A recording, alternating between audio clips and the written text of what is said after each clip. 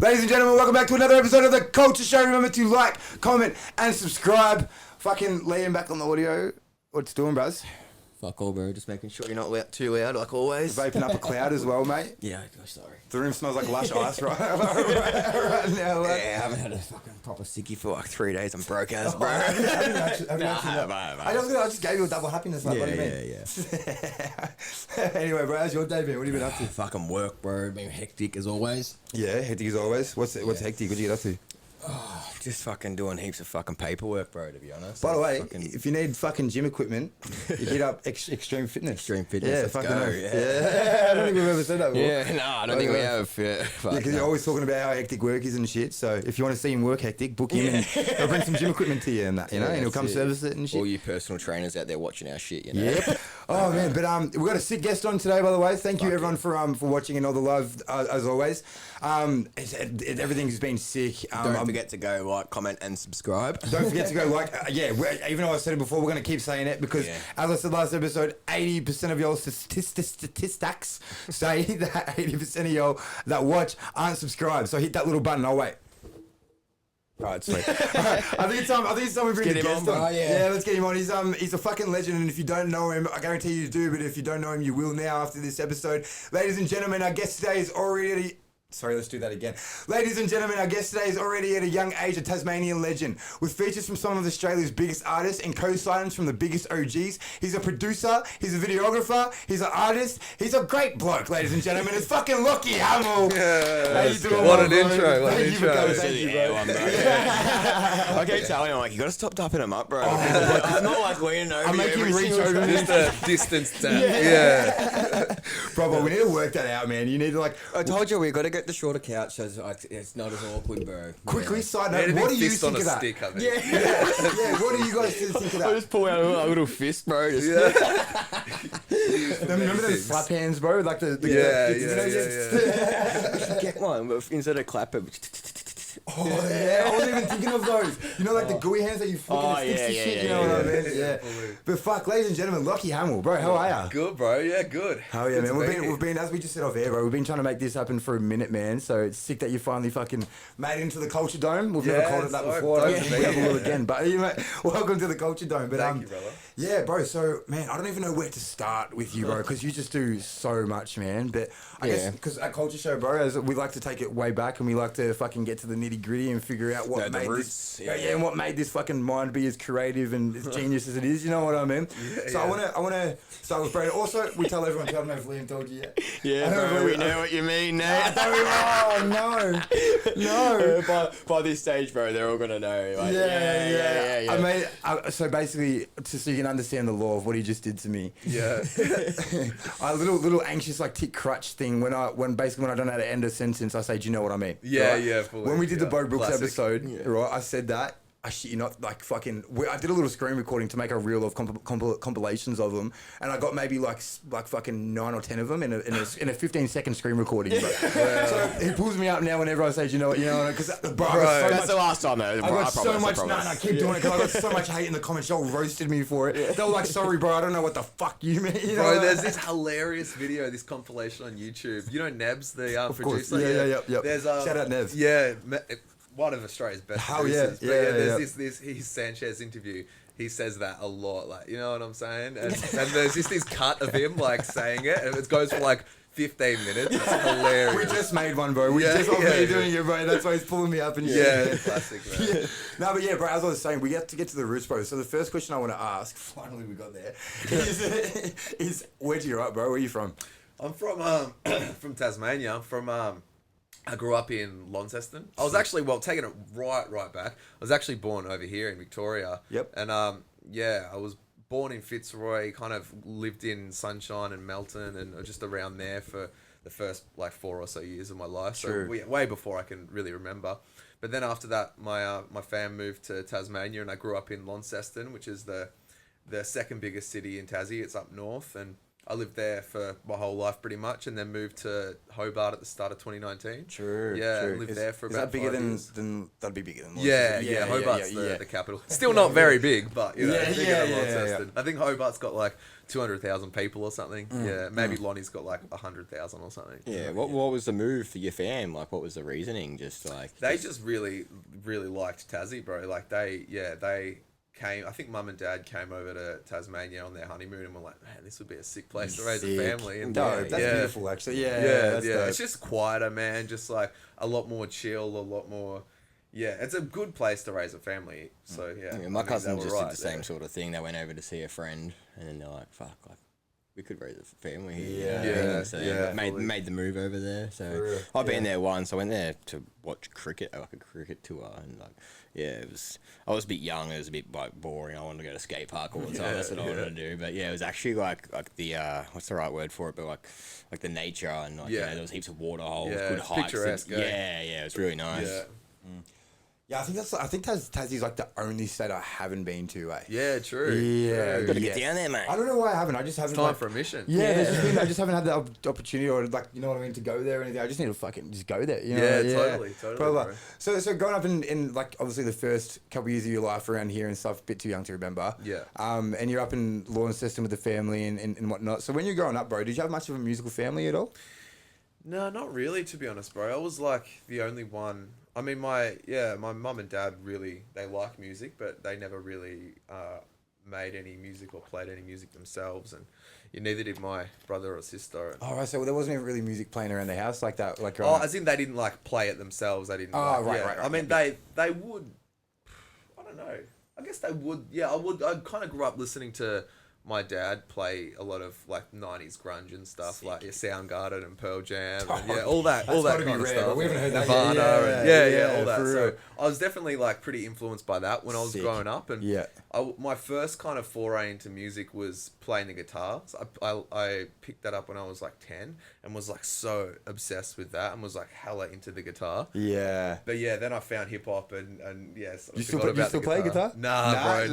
Oh yeah, no, not really. Sometimes I'll like pick it up and like if I'm making a beat and want to, But yeah, no, I definitely don't really play the guitar anymore. True. I sort of just found hip hop and then was like just myopic focus just on hip hop. What age do you think that was that you found hip hop? It was probably like I probably started getting really into it maybe like around 11 or 12, I reckon. Do you remember what it was? That first was like, fuck, this is fucking hectic. What do you play on your earpad?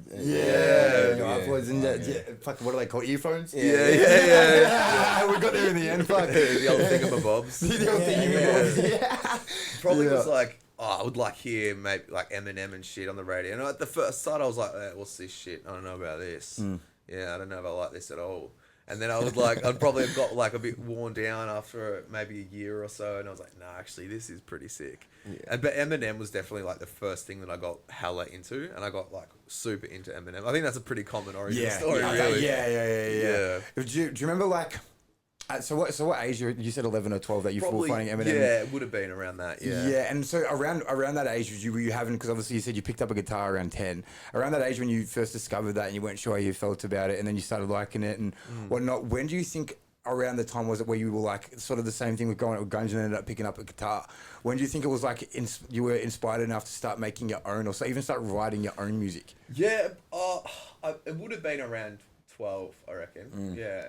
Yeah, it would have been. I mean, the time where I started getting really obsessed with Eminem, and after that it was like Aussie hip hop, like Bliss and Esso, and they were definitely like one of the early ones that I got really into. But yeah, it would have been around that time, and I just basically all my old early rhymes were just trying to be Eminem. But I recorded my first. Probably the same as everyone. Totally, bro. But yeah, I think I probably recorded my first attempt at a song around probably 12. And then I started making beats around the same time in just my cracked copy of FL Studio and shit. So you started making beats at 12 years old, Yeah, it would have been around that, I mean, before that I was like, found a way to like record, like we had this old like shitty Skype mic that one of my parents would use sometimes for Skype in theory. I don't think I ever saw them use it, but like I would take that and like record myself playing the guitar in like, what was it, like Windows voice recorder or something, and I'd like make songs like that. That's hectic. That's crazy. But yeah, then I started. Yeah, I got my copy of FL Studio. It fell off the back of a truck, and I started just like going hard with that. And yeah, bro. So just from a young age, you just fucking were just straight creative as fuck. You just had that urge to create. Yeah, you know? yeah, I suppose so, man. That's crazy. Where do you think that comes from, man? I don't know, man. Just a creative kid, bro. Yeah. I guess I just like to make a racket and like to. Yeah, I think also like before I got into music, I was pretty into computer programming and stuff like that, and I'd like write little computer programs and stuff, and just like mess around with all that shit. And I think I was also really into music and guitar and stuff, and then I found hip hop, and I found producing on a DAW, and I was like, fuck, this actually kind of combines those two interests really well. Yeah. So I guess it was proper. I guess it was that kind of thing, maybe. I don't know. It's just a good way to channel a few of my different interests. I suppose that's pretty cool, bro. Yeah, that's actually sick. Yeah, man. You said that you had brothers and sisters. Did they go down the music route at all? Or? Nah, they didn't really. I've got two. I got a brother and a sister, both younger than me, and they weren't too into music really. My sister's pretty artistic with like drawing and painting and that kind of thing. Sick. Yeah. My little brother's a Sparky. So actually, dope. My dad. Yeah. Runs in the family a bit. Yeah. Sparky musician. Totally.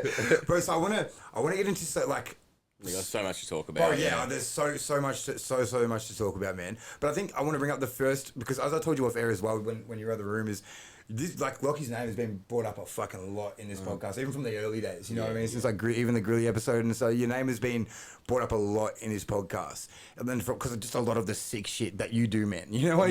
For the scene as a whole, you know. And the first time we heard of you is just because of how much, when you were still living in Tassie, I believe, because of how much you were doing for the Tassie scene. Because obviously you've got Wombat and a lot of the legends over there, but. Bro, like at the time, it was very, very quiet, and you, as you said, you were making a ruckus. You liked it, yeah, bro. And from the, I think it was the Apple Isle style was the vinyl that you put together with all artists from Tasmania, and even the instrumentalists were all from Tasmania. Right, bro. Walk us through some of that, man, because that is nuts. Yeah, that was especially for the Tassie scene. It's never been done, bro. Yeah. For one bloke to pull that all together, bro, it blew my mind from us over here hearing it. You know what I mean? Yeah, totally. Oh, cheers, bro. It was a big effort, really. It was So I had the idea. I think when would it have been?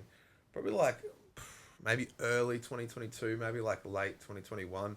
I was just talking to Grills, and we were like, it would be sick to make just like a Tassie album, really, that like repped Tassie super hard and was like got as many Tassie artists on it and stuff as possible. Because before that we had like the THC mixtapes, which were like a similar sort of thing, but it was just like a bunch of different Tassie rappers would like send in songs that they'd made and they'd be really put together. On that, the THC mixtapes. And I guess that was like somewhat inspiration for this, but I was like, instead of just having like a compilation, I want to make all the beats myself. I want to like record everyone and mix it all and like make it as polished and professional and sick as possible, like in every way. And so I was talking to Grills, and we're like, we'll try to get it out this year, but it ended up taking like 2 years. Man. It ended up taking way longer. It ended up being like heaps more epic than we intended it to be. Like we ended up getting, I think there's 60 artists all up. So there's 50 rappers and 4 DJs doing cuts, and then we've got some. What do we have? I think I've got 2 keyboard players. We've got 2 saxophone players. I've got a guitarist. Yeah, got a bunch. That's crazy. Bro, that's real art. You know what I mean? That impresses me so much. Like no one puts that much effort into albums or their work in general anymore. You know what I mean? Like, all their area, and no one takes that much pride even in their area, you know what I mean, and put on for their area and where they were born, do you know what I mean? And in terms of the, I know what you mean, Nate. I call myself. But yeah, bro, like that's crazy. So you said you took 2 years to finish. So what year did you and Grilly start putting it together? I think it would have been, it probably would have been early 2022, maybe. And it come out maybe late. Was it the start of this year or end of last year? It was December 2023. Yeah, end of last year. Yeah, right. So, you were making your own music prior to that. Yeah. So that year, 2023 was a big one. Like at the midway through that year, I released my first solo album too. My first I mean, I'd been making like and releasing like shitty albums since I was like 14, but they're all gone. Luckily, it's all the 10,000 hours, bro. Yeah. But that was like my first, my first official Lochy Hamill solo album. So that was called The Craft. So I released that in April, I think, and then Apple Isle Style in December. So it was a big one. Yeah, and you just dropped an album, right? Was that recently? No, that was that was I produced a EP for my homie Hermit from Tassie. That's probably what you think. Yeah. We saw that on your catalog. That's crazy, bro. So what do you think, man? Because I'm so curious about this fucking project, man. Because 60 artists is crazy. You know what I mean? Yeah, like in the best way, crazy. Yeah. So what was the hardest part of the whole process to you?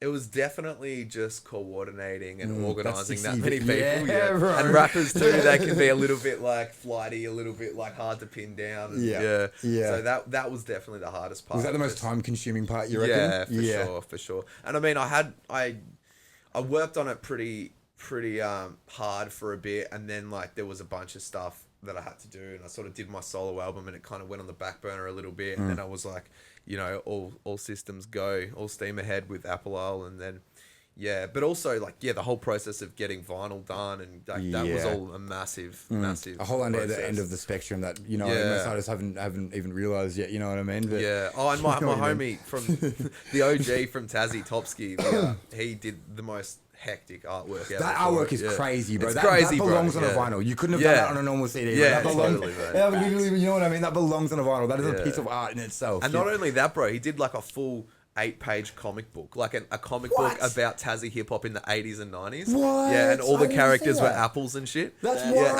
And that's in the record. So like when you get the record, you get a little comic with it. But it's like a full 12 by 12, like for the size of a record comic book and shit. That's it's mad. That's madness. See, bro, the care in the detail, like artists take notes. Genuinely, man. Yeah, bro, it was a big one. So, man, I wanna ask as well, because obviously these things we're come out amazing and whatnot, but obviously these works don't come easy. Yeah. Was there ever a point where, and obviously you said you put it on the back burner for a little while you're working on your solo stuff, because organising 60 artists and stuff, was there ever a point where you were like, fucking, I don't know if this is going to happen, but then just fucking had to, I had to smash it through it. Through, bro. Yeah, totally, man. There was a bunch of those times, man. There was a bunch of them, but every second week. Yeah, totally. How do you coach yourself through that? Oh, I don't know, man. That's a good question. Just fucking roll with it. Just push through it, I suppose. Yeah, but especially towards the end of the process, like that was the most stressful part, because I started setting I really wanted it out at the end of 2023, so I started setting some pretty hard deadlines, and because of the whole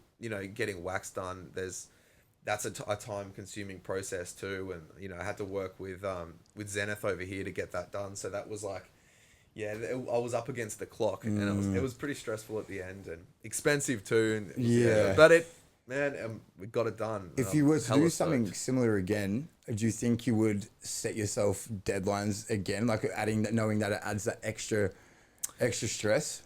Or would you sort of move more freely with it and just say it's out when it's ready? You know what I mean? Yeah. To be honest, bro, like I probably should just like chill a little bit and just like work on it and say it's out when it's ready. But I kind of am. I don't know if I can really announce it or talk too much about it at the moment. But I am doing a sort of similar thing at the moment. And it's like, which is funny with I don't know if I can really talk about that at the moment, because it's with other people and shit. But it does remind me a lot of the Apple Isle style thing, on a lesser scale potentially, but it's like, fuck, I remember swearing I'd never do this again, and here we are. Man, bro, that's just craziness to me, bro. So were all the beats made prior to you like setting up what every artist you knew you wanted and everything, or did you sort of decide which artist you wanted and then made the beat catered to that sort of thing? It was a bit different. To be honest, man. Like I had a bit of a catalogue of beats that would sort of send around to people, and there's like a few different cypher tracks on there. So for those ones, we'd kind of like think about who we wanted on there, and then we'd just send them the beat and get them to write a verse and stuff. But there were a fair few tracks that I sort of like got in the studio with someone and just made something completely from scratch, and that ended up on the record. Or if I just had a bunch of beats and I sent them to people and they made a track out of it.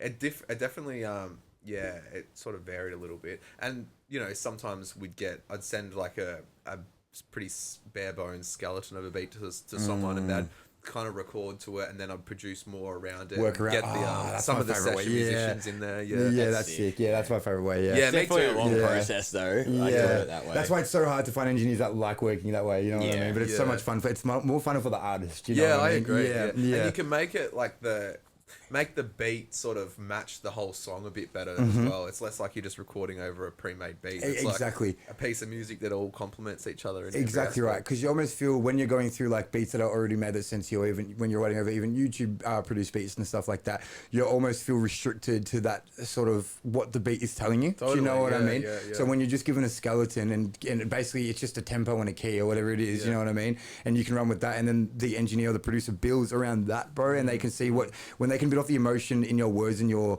lyrics and the set and the tone of your voices, and they can use build around that from the beat. It comes out so much better every time because they feel just as much. You know what I mean? I feel like they get into it, or I can use you all get into it. Yeah. Because bro, they feel it just as much as well, so they know where you're headed. Because they don't have to listen to like what's going on in the beat as well. Then you know, like, 100%. That shit is so cool. I got a question for you, because you know I could do all the fucking videography and stuff here. When did you pick up a camera? Was that just something that came along later when you were like, fuck no, I don't know, like anyone, but there's no one in Tassie doing it. I'll do it myself. Is that kind of the vibe? Or? Yeah, that's a good yarn. That's a good yarn, bro. It actually kind of was a bit like that, to be honest, because I think it was like 2021.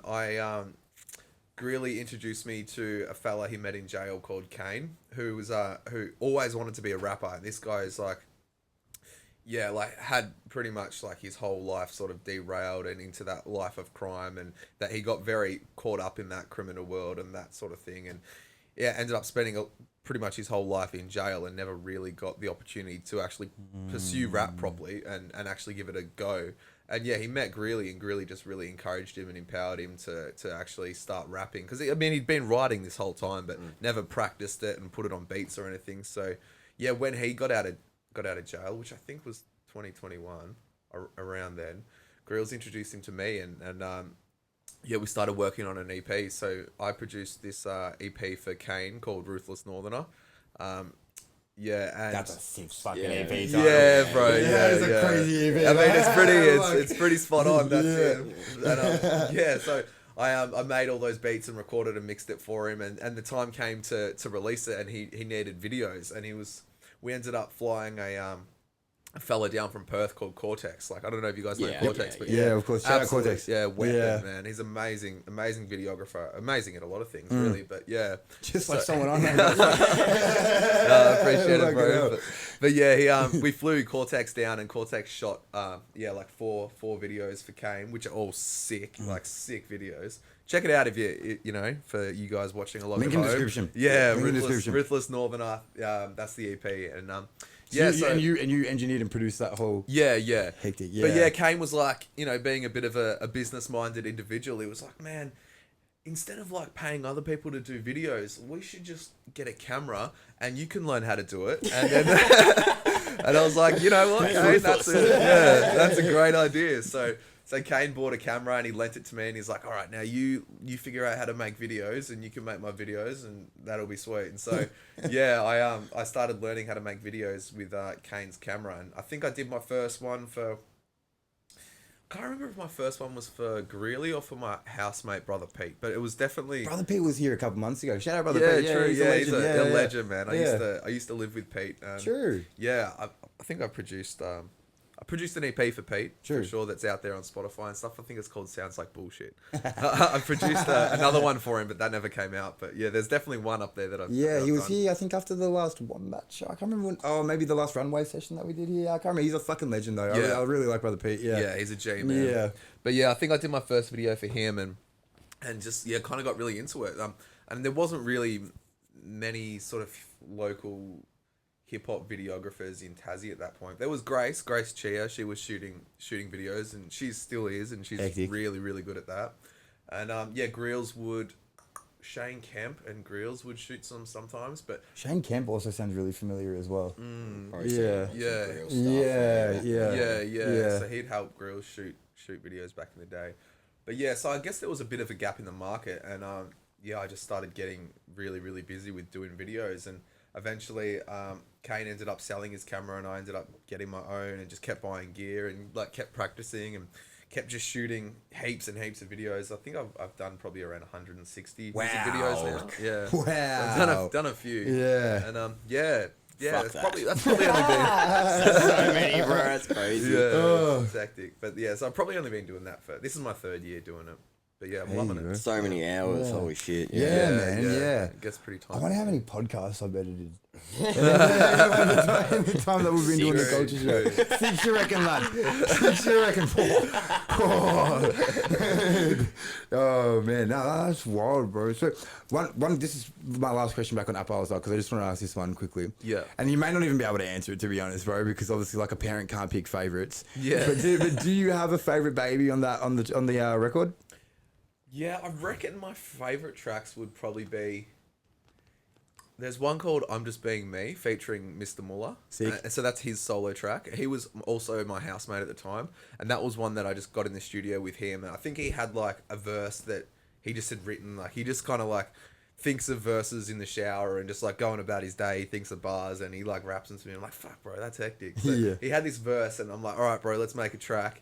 And we just went in the studio and we made the beat from scratch, and he had his verses and he finished writing another verse, and that one came together really organically and really cool. I reckon that's one of my favorites. I got a sax player on that too, which is pretty cool. Yeah, yeah. Oh. And then there's another one called Cool Banana, actually. Yeah. That's yeah, sick, yeah. That one's a solo track from my homie Max Bladel, Shout out. also known as Hippo Monkey. Yeah, he's a legend. Like one of the craziest rappers I've ever heard. And yeah, that track turned out a banger too. It's crazy, man. So did you know all these Tassie artists as well already, or did you like build these relationships through the record as well? Nah, pretty much. I pretty much knew them all. Actually, those two fellas. Max was also my housemate back in the day. Yeah, Actually, we all lived together. All 60 of At us. some point in my life, like. I've had a lot of pretty cool hip hop housemates at the time. Sick. But yeah, no, Tassie's pretty small, man. And Yeah. like, you know, if you're into the hip hop scene, you know, you go to the gigs, you pretty much meet everyone. Like everyone knows everyone. Right. There were probably a couple of people that I hadn't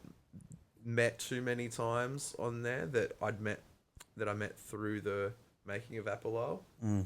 Yeah, I can't think who they might be though, but I'm sure there probably was one or two.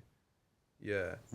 But yeah, man, it's mostly just people I already knew. Yeah, hectic. So, bro, why the move to Melbourne? It's kind of been something that I've sort of been curious about for a little bit, to be honest, man. I think it's just like there's so much going on over here, and there's just so many different artists to collaborate with, and like so many different opportunities. And I think, yeah, it's just there's so much going on, man. It's just like on such a bigger scale. I was really curious to just get amongst the new scene, I suppose. And I mean, I was already coming back and forth to Melbourne a fair bit, sort of over the last few years. So yeah, I started.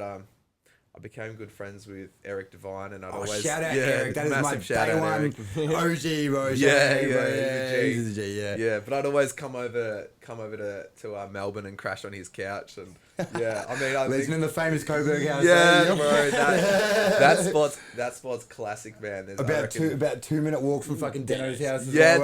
Totally. Shout out Deno too. Yeah, definitely shout out Deno, because I started with the first engineer I ever recorded with. So I've been making music since I was probably about, I want to say 14? Yeah. 14, 15? Yeah.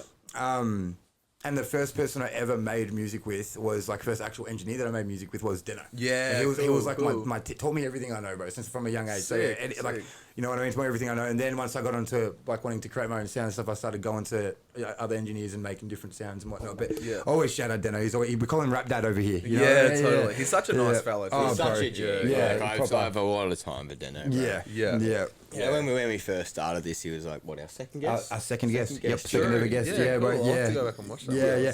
It was. We need to rehab him because it was before we had properly like started, and we weren't even here yet. We were at Bulldog Studios because they had a podcast studio, but we didn't know what we were doing with the camera. So the audio is good, but the footage is fucking shocking. But, Oh, really? Yeah. Well, we're still learning, you know. Yeah, it was our second episode. You know what I mean? Yeah, of course. Yeah, two-man team as it still is. We have a video team, as you see. There's no one behind the camera, so the audience don't know that. You know what I mean?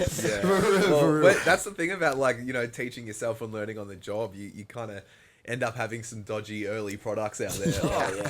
I've definitely found that with my. I think that video I was talking about with Brother Pete. I didn't have any lights or anything, so I just looked, like, I got on the TV and just YouTubed Red, and just had like the TV with just a red screen. I was like, sick, there you go, red light, perfect. It's funny what your brain can come up with. Yeah, when you don't have it, when you're like, oh, I want to like execute that. Like, how can I do it? I don't have the lights. I don't have that. Like, and your brain can go to some crazy shit. Bro, like, it's cellophane and shit, bro. bro. Yeah, cellophane. Yeah, exactly. It's a major advantage being able to work with the tools you have. Yeah. Totally. You know what I mean? It's Totally, a major totally. advantage. You don't need the best. You're only as good as the tools you have, mate. Exactly right. Exactly right. You're like, yeah, bro. It's you don't need the best of the best to get the job done. You know what I mean? Yeah, that's it, man. Yeah, I know what I it's mean. all about. It's all about that, like making the best shit you possibly can with sort of a limited budget and limited equipment and stuff. Because we're not balling out with $1 million budgets and studios. But we'll make the video look $1 million, though. Resources. Oh, That's yeah, it, bro. Yeah. We're not, what do you call it? We're not here for the. Oh, God, I don't know the right saying, but we just got the fucking. We're here for the content, mate. You know. Yeah. I don't know the saying, but We're here for some shit. Some of the older shit, like, you know, like I still bang a lot of old shit, you know, and like people, you know, they've come so much further than the bars that they're spitting back then, but you know, some of it's just the most authentic, like, great shit, and it's some of the worst videography stuff that I've ever seen, and I'm like, oh fuck, like how many, like, I can't believe it's got like 500,000 views, like that sort of stuff, but it's just because it's like authentic. It's, Totally. 100%. Well, more is more sometimes, man. Exactly. And I mean, I even agree with what you're saying, like the best shit sometimes is like the older shit, but I mean, take a look for Cursor, for instance. No Rest of the Sickest is debatably the best Australian album of all time, and that was only his like second or third. That was album. produced by Nebs, wasn't it? That was Neb's album. That is Yeah, an incredibly well produced album. Brother, in my opinion, mind. the best Oz rap album of all time. And I'll call it, hate me all you want if you don't like it. I don't give a fuck. That is the best. No, bro, genuinely, I will stand on that to the day of that. Is the best Australian Oz rap album to ever come out of a show to this day. You know that fucking that meme video to this day. To this day. Yeah, it's definitely up there. It's probably in my top 10. Yeah, maybe even top 5. Fuck maybe. yes. It's hectic. Yeah, I love it, man. I'll constantly go back to that. At least once a fucking week. You know what I mean? Yeah, bro. Who you judging? It's sick. So when it's gonna be a hard question to answer, but out of videography, producing, and being an artist, what's your favorite? That is so hard, bro. I don't know, man. What do you what's your favorite? What do you get the most out of? What do you enjoy the most? That's a mad question. Yeah, I feel like at heart, like I'm probably a producer the most, in that even like when I'm writing a song or writing bars or something, it's always like to make a song, and like I'm thinking about the whole production and the whole track. You know what I mean? Like, I don't really just like write bars to write bars very often. Yeah, but I think probably, I probably would say production, and like, and in that I mean like making the beat and like doing the mix and like everything. Like I reckon that's probably what I enjoy the most. But it's so hard to really pick one. I feel like I kind of need them all. They all complement each other. All utilities in the Hamill tool belt, bro. Yeah. Bro, so which one do you think you do the most at the moment? That's interesting. I feel like, because I see you pumping out a lot of videos as well. Yeah. I would say it's probably like a relatively even split between videos and recording / mixing. Yeah. But I don't know. I probably make more money from video stuff, and like that's more where my income's coming from. Yeah. But I don't know. It sort of varies a bit. Like sometimes I just do heaps more recording, and sometimes heaps more videos. Yeah. Is it like often at all where you'll have a session with an artist, and then you'll make that song, and then that artist will book you to do that video for that song you just made? Yeah, for sure. That's what's so good about having both that sets, does you know? happen. Yeah, that does happen. That is cool too, because you have a lot more like control over like all the different aspects of it. Because even as an artist, when you're and you finish the song, like you get hyped, like I got to do a video for this. Yeah, totally. And then you sit there and you're like, well, funny you say that. Yeah. Can I interest you in this service? I also offer. That's your wallet, brother.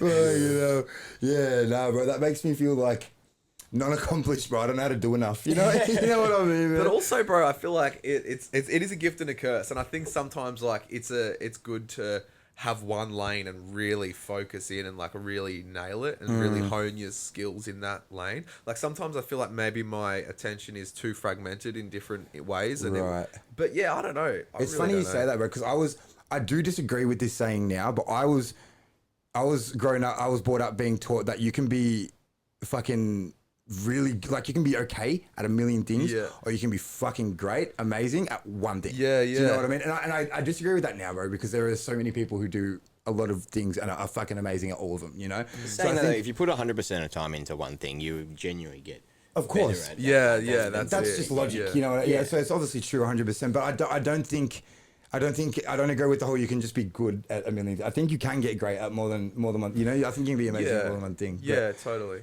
There's so many different aspects, especially if you're talking about like putting everything into being an artist. There's so many different aspects that can make an artist an artist. Like, you know, like you can blow up and not be a good artist. Yeah, that's facts. We've seen it happen multiple times. You can be funny and famous and then produce one random track and it gets more views than someone's put in 10 years of work. That's true. And where if you put 100% of your time into videography or absolutely anything like that doesn't require other people to judge it, then I feel like then you'll get better. But if you're putting yourself on a pedestal where, you know, like you're relying on other people to like you to get paid, then it's hard to judge that, you know. Yeah, 100%. I do kind of feel like also with something like as subjective as being an artist, like what actually makes a good artist, like I feel like there comes a point where your technical skills in the art are good enough, you know what I mean? Like you're good enough at rapping, you don't need to get any better. Yeah. It's like what makes you special, I think, is, you know, the message that you have or like your story and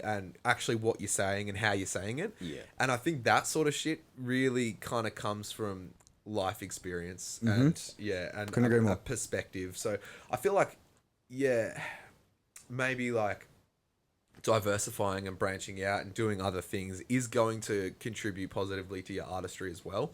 You know what I mean? 100%. Even going into and listening to different type of art that you don't make and just studying music as a whole. Do you know? It's a whole different portal that you're opening up just doing that. Totally, you know? Especially with like rap and songwriting in general. It's not like you're not like practicing how to play an instrument. It's like if you can sit there for 10 years and like 12 hours a day just practice writing bars and rhyme schemes, but then like what are you actually gonna writing say? it out? Yeah, what are you gonna say? Like what's the point of it? You know what I mean? Exactly. You can have the sickest flow, but like if you just go on with a mad flow, but you're not saying shit, I'm not gonna listen to the track again. I'm gonna say sick, bro, that's a mad track because it is, but it's got no substance, so I'm not gonna come back to it. You know? That's why you love No Rest so much. You exactly. know? Exactly. It's not like it's not like fuck his rhyme schemes and multis and just everything. It has so much substance. But that's it. Yeah, he connects with people and he's expressing himself in a really captivating way and he's telling a story. Exactly. And that's what I found out of art so early on, bro, from a very young age. That became my like sort of therapy with it, became my outlet, and that's what I like out of music, you know. So which is funny because there's some people who will only listen to like purely psytrance, which there's no lyrics and that shit at all, but they'll connect to that shit. You know what I mean? Like totally. Yeah, fully. I guess it's a different sort of thing. I think with music with lyrics especially though, it's often, especially with hip hop, it's so tied to the content of what you're saying. I think exactly right. Yeah. And it's just how other people relate to it. It's like you might make a song and be telling your story about a certain thing, when I might listen to it and relate to it in my own story, even though you're telling your story. You know, so that's the coolest thing about music, though. Yeah, fully, like, bro. You can tell 100 stories. Yeah. Yeah, man. It's all frequencies and wavelengths. Like I was watching funny that I was watching a Joe Rogan podcast just this morning.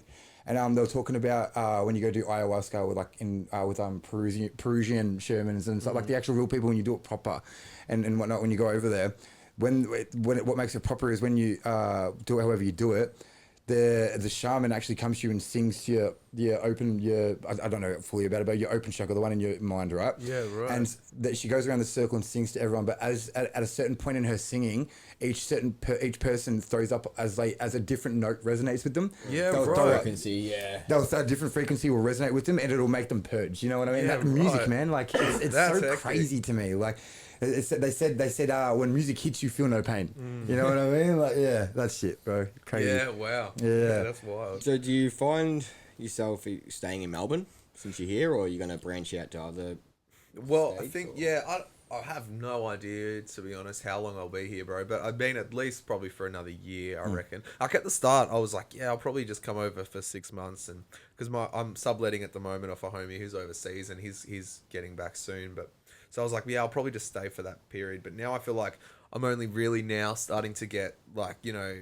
established. Your feet in the exactly. dirt, yeah. So it's like, I feel like 6 months isn't enough, but I mean, who knows what's going to happen. It's definitely enough to like ground roots, but it's not enough to move it, you know what I mean? Yeah. I feel like I got a lot I need to do still. You know what I mean? I tell you what though, you'll be here forever though if you always if you got that in your bro, there always is stuff to do here. Yeah, you know true. What I mean? Like true, you'll be here, true. the city will keep you here forever, man. Yeah.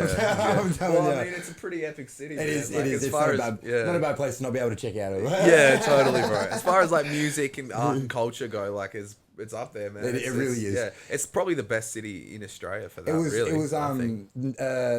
the world's number one most livable city for like Melbourne was the world's number one most livable city for like 5 years in a row until COVID. Yeah, because then we got the harshest COVID restrictions out of everyone. Yeah, just because like the nightlife. You know, and the city and the amount of shit there was doing for tourists. If you really wanted to, if you were bored at home and like especially being an artist, videographer, producer, all of it, you wanted to go network. You can go out Thursday to Sunday night. Oh yeah, there's a gig on. Yeah. But you could probably find one on Tuesday night if you really want. Oh, man, Shot Kickers, the open mic. That's on Tuesday night, and it's sick. Exactly. Yeah. Actually, there's like a bunch of open mics on a Tuesday, I think. Yeah, I don't know if you came to the Shot Kickers one. I went with the Classics and Abe and whatnot in case.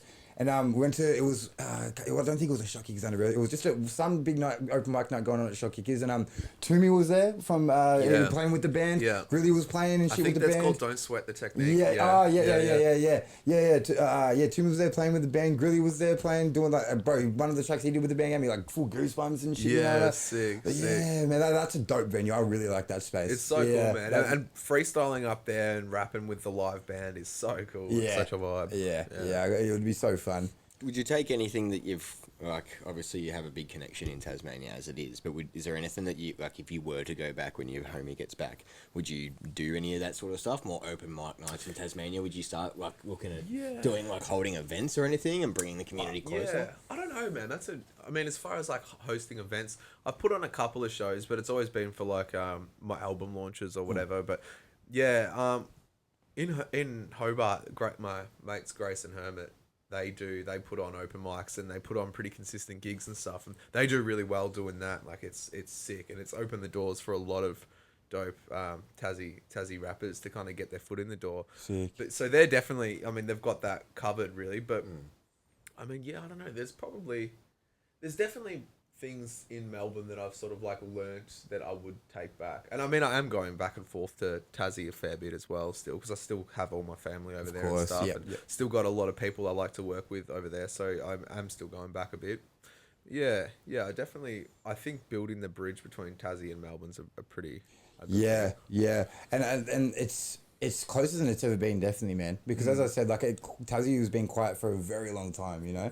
And then it's out of nowhere, between you and Grilly, and I'd even say the Wombat as well. Yeah, Wombat as well. Like, even Dunners. But yeah, Wombat. Massive shout out to Dunners. Yeah, actually, huge shout out to Dunners. Yeah. Huge shout out to Dunners. You've done tracks with all three of them, haven't you?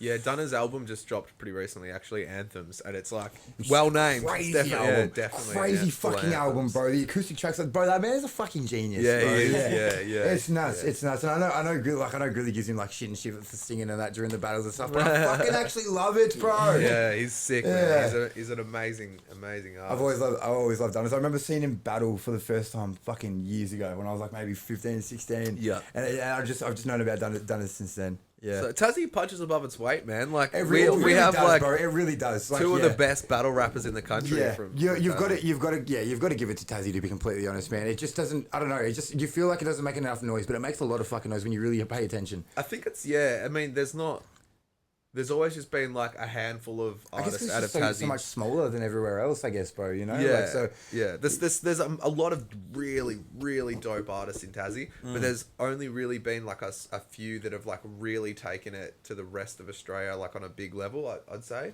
like Dunners and Grills and Wombat. But there are still a lot of really dope artists in Tassie. Yeah, I definitely don't doubt that for an absolute second. I just think there needs to be more light shone on that scene, you know? Yeah, definitely. Because I think, as I said, it's just the small disadvantage that you guys just happen to be, like the Tassie as a state just happens to be a lot smaller than all the other states, you know? Yeah. Like if it was as big as Melbourne, I'm sure it would be as popping as well. But it's just a little bit harder to get it to that level because of the fact there's not as much people, which equals a smaller percentage of those people being in that industry, you know what I mean? Well, I mean, Hobart's got, 200,000 people and Melbourne's got 6 million, you know what I mean? Like, fuck me, yeah. And out of that 6 million in Melbourne, probably only 200,000 of them are rappers. So, you know, so it's like, it's already like a small disadvantage. Realistically. Yeah, fuck, that's a lot of rappers. Bro, I it's probably fucking more, don't worry. To be completely honest, it's probably more, because it's such a huge thing. It's forever. There's a new rapper every day over here, man. We're definitely no short of a scene, but it's just Australia as a whole. I think we're very behind, which we talk about a lot, you know. And even we had Matty Craig episode just dropped. Yeah. And even he said on there we're kind of like 10 years behind America. So at the moment, we've just passed the stage where, like, people were protesting against NWA and they weren't, you know what I mean? Like, and all that shit, because obviously we had 1-4 not being allowed to give you the shows with the cops and that, you know? So we're almost, like, 10 years behind, man, and it's like... We're getting there. We are getting there, and it's like these people that we, like, have cracks at for not putting on for Australia and that actually are. It's just... I don't think we have our own sound yet. Yeah, do you know what I mean? I don't think Australia has their sound. Yeah, that's interesting. Because the UK... when I say UK sound, what would you think?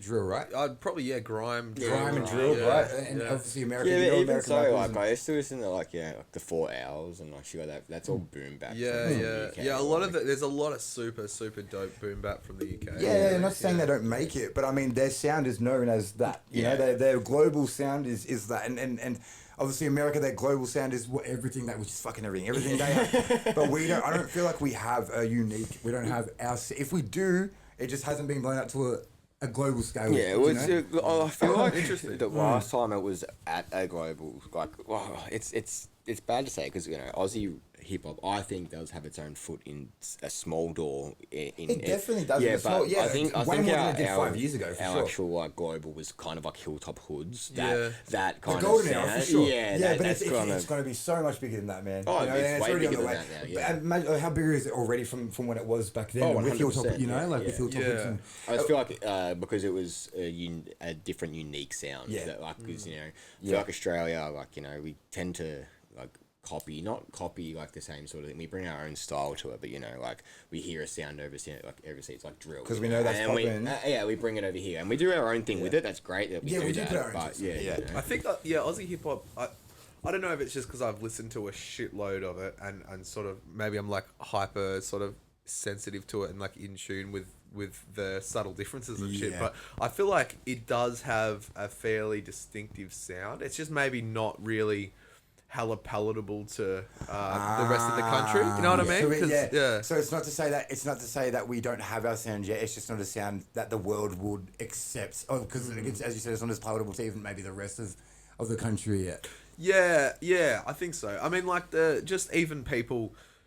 even people in Australia sort of not liking Australian hip hop or like cringing at the accent or like being like, what the fuck's this? You know what I mean? Like I do get you. Yeah, even Australian people aren't liking it, then it's going to be a hard sell overseas. You know what I mean? But I think that's slowly starting to turn around a little bit. And you have people like, you know, like the Kid Leroy, who's like one of the biggest artists in the world. I wouldn't really say he makes Aussie hip hop though. No, you know what I mean?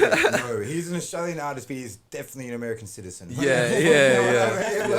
Like, you know. I mean, I'm not super educated on that sort of style of music, but I love it. That's sort of the stuff I like making. You know what I mean? Yeah, true. It's sort of more in like a sad boy sort of state. I feel like from my limited sort of understanding and perspective with that sort of style, Kid Leroy's did he pioneer that kind of sound a fair bit or like take it to a new level? So not really. So Kid Leroy blew up through Juice WRLD. So Juice WRLD discovered him when he was... that sort of vibe. So Juice WRLD discovered him when he was here, and Laurie studied Juice WRLD, and now he's Juice WRLD. Yeah, you know true. I mean? So I would say Juice, and probably the likes of like Juice WRLD, Trippie Redd. I would even say Polo G. Yeah. a few others from like back then, even when like the SoundCloud era started, but they weren't necessarily SoundCloud artists. Do you know what I mean? Right. They sort of pioneered that auto-tune melodic sort of rap sound. I guess it's that, he's so massive now that a lot of people are intentionally copying him. He popularized it. He took that. If you listen to his like first album, it's Juice WRLD. Yeah. And then when you go to his stuff now, it's that with a lot more pop infusion. Right. To make it more mainstream. He got with Scooter Braun and Biebs, and he became a pop star. You know what I mean? Yeah. But that even is cool to me, man, because it just shows versatility. You know. Yeah. I don't love the American accent, you know, he's an Australian kid, you know, so totally. So even when he talks, I don't love it, but obviously he's also been there since he was a kid too, but I guess at least he comes back and puts his boys he on does, and he does totally. I watched that interview.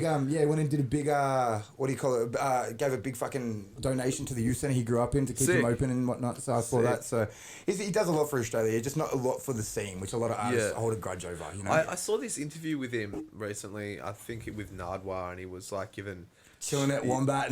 Wombat, and he was giving heaps of shout outs to Aussie hip hop, and a bunch, and I was like, fuck, that's pretty sick. Yeah, it was Nardwar that was giving the shout out, so Kid Laroi was like, true. That's true. Yeah. He just couldn't turn it down, bro. Yeah. Shout out Wombat. Shout out Wombat. No, shout out Wombat. Oh man, bro. One thing I want to touch on while we still got some time is the Down Under Cyphers. Oh yeah. Bro, I want to touch on that. So how many of those have you been a part of? Are you talking about the Connection one? Yes, the Connection. Yeah, the Down Under Connection. Sorry, yeah, my bad. Because my homie Stavros, his YouTube channel sort of thing that he runs, that's Down Under Cyphers. That's a different thing. Although there has been crossover collabs with it. Right, okay. But the Connection. The connections, the massive ciphers that Grills has been doing, I've been a part of a lot of them, man. Like, I'm not sure exactly how many, but I've made the beat for and mixed, pretty much all of them. Wow, except I didn't produce the Darwin one. I mixed it, but I didn't make that beat, and I didn't make one of the Melbourne ones. A Greek fella did. What other? I think maybe. I mean, you did the first Melbourne one, right? Yeah. The one with Bias B and Checkmate and Giuliani and a bunch Phoenix of people. Yeah. And Brutal's first appearance. Brutal's, as well, man, he slayed that. First appearances. That was so dope. Yeah. I made that one. I made the Breaking Bread Connection. I made that beat. I made the other, because I think there was three Down Under, 3 Melbourne ones, and I made 2 of those beats. Then I did the Perth one and the Queensland one, and a bunch of them. Yeah, I forget all of them. How did that all come to fruition, bro? This is a bit of a yarn, but I think the first connections. Yeah. Oh, there goes the Pavo tube. Wow, hold on. It's gonna be flat, bro. Okay. We'll have to just come back to that one. Sorry. Told you something. Oh, bro, we're at 53 seconds too. We always go through the whole thing with no issues at all. Shit. Oh, is this for the second recording? Yeah. Yeah, true. An hour goes quick. Yeah, man, doesn't it? Proper. Actually, now we're on break. I'm gonna check my notes quickly. Just make sure we've gotten through everything. Yeah. Do it up. Yes, please, bro. I might be on the other side. Yeah, it is. Man, let me flip her over.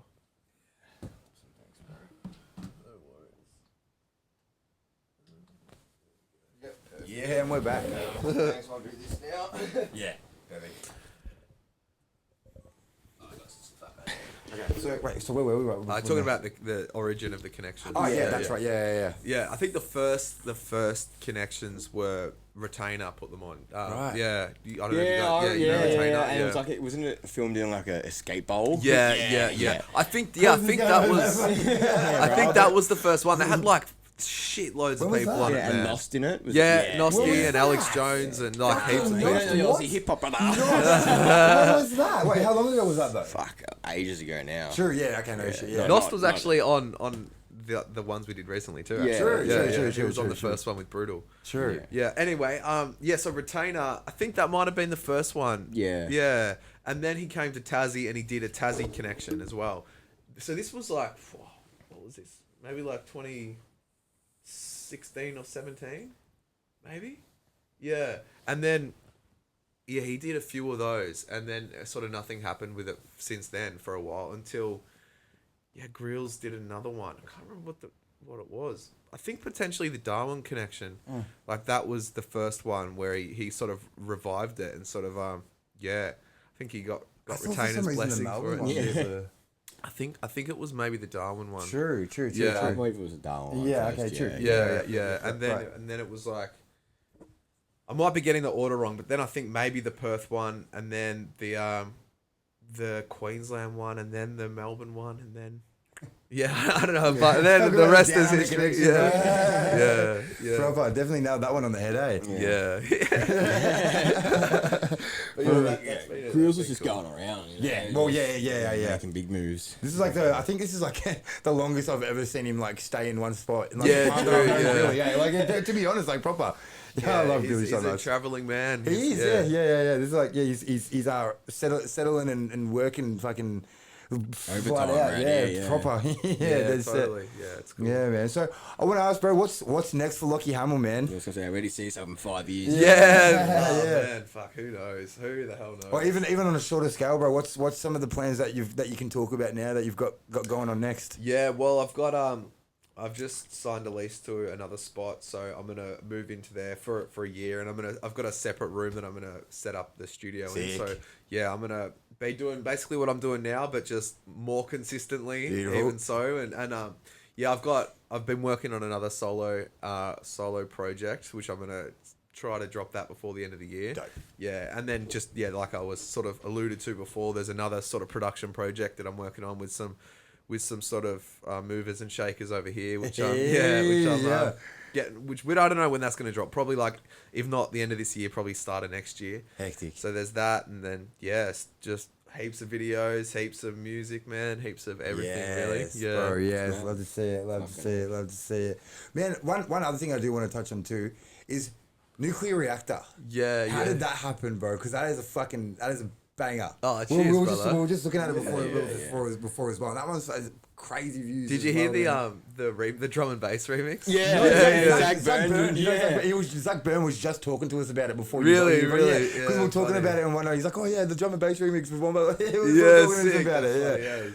I think can't remember how it happened, but I think Wombat just hit me up and was like, "Yo, let's work on a track," and I was like, "Yeah, say no more." Absolutely, bro. And I was like excited. I was like, "Fuck yeah, that'd be dope," because I was like, a big fan of Wombat, but I was also like, I don't, not necessarily gonna think too much of this. Maybe he's just G'd up and just and I was like, "Yeah, no worries, bro." And I sent him some beats, and then pretty soon later he just sent me like a full 32 bar verse, and I was like, "Shit, man, that's hectic." I was like, "That's so dope, man." And then I was like, "Yeah, let's record it," and then sort of didn't hear from him, and I think I think it was probably like it took a while, bro, like maybe months, maybe even a year before like I finally got him around to record it, or maybe it wasn't that long, but yeah, I finally got him to record it, and then I was sort of like, so that was actually one of the first tracks I had for my album, for The Craft. True. Yeah, they was like, I think it was the first track, and I just sort of sat on it for ages and wasn't really sure what I was going to do with it, and then I was like, nah, I'll do an album, and I'll put this on the album, and then I really wanted to do a video with him for it, and I didn't really know who I was going to get to do the video, and that's when I met Stavros, and Sick. I remember showing Stavros the track, and Stav was like, I need to do this video. I need to do this video. And I was like, bro, I would love you to, but yeah, I don't know. It's sometimes a bit tricky to get hold of Wombat, but if I can pin him down and get him to do the video, I'll definitely get you to do it. And then, I finally got a hold of Wombat, and he was keen to do it. And he said finally. Key word, ladies and gentlemen, is finally. I was like, I finally pinned him down. He's like, yeah, let's do it. Once you get a hold of him, he's all like guns ahead. You know what I mean? Yeah, he's always keen to make dope shit happen. Letting him know that it's happening. Nah, he's a G though. Like massive shout out to Wombat. He even said on the podcast we did with him, he even said he's like, there's almost no point messaging me on Instagram, bro. It makes me anxious. I don't check it. Fair play, bro. I feel him, and like he's a really big artist, so I appreciate him reaching out to me. Like he's an absolute goat, bro. Yeah, he is. So I was really, really nice, really flattered that he wanted to do that track with me. And But yeah, he said he was keen. I flew Stav down and we smashed the video out, like all sort of like making it happen last minute, just getting it done. But it turned out sick. That's probably one of my favorite videos, I reckon, that for my tracks is that one. Yeah, Stav nailed that video. Yes. Yeah, Stavros is doing his such a legend, bro. I need to work with him on this EP. I remember seeing Stavros before, like he was doing anything with like Oz rap. Have you heard of The Way to Silence? No. They're a trap metal band, right? Yeah. And when Stavros first moved here from Greece, I believe, we did The Way to Silence, and he come in with them because he was filming them like while they were in Melbourne and whatnot. Yeah, right. And so he walked in with them. Shit. And then I think it was like maybe 4, 5, 6 months later, he walked in with Grilly. I was like, oh, anyway. Yeah, no shit. Yeah, That's man. interesting, man. Yeah. And then I've just now seen him at every show. Bro, between yourself, Zacko, and Stavros, that's the only real people I see videos coming out from. You know what I mean? Yeah. Yeah. Well, yeah. Shout outs to Zacko too. He's a gun. Zacko was a gun. Yeah. Which we just did an episode with him last week as well. Sick. Yeah. Is that one out? It hasn't come out yet. Yeah. That will be out soon, ladies and gentlemen. So make sure you subscribe and turn the notification bell on. It should be out. By this point, I think it should. Yeah. If you're watching this, go check if it's out. It should be. Yeah. Check out all the other ones too. Facts. Man, I think that might be a sick place to end it. Do you have anything else? No, shout out all the boys that you fucking you named. You had like 60 artists plus another like 40 that you've named. So shout out all the boys. If you're from Tassie, get over to Melbourne. Come do some real shit. Fucking oath. Big shout outs to Tassie. Oh, yeah.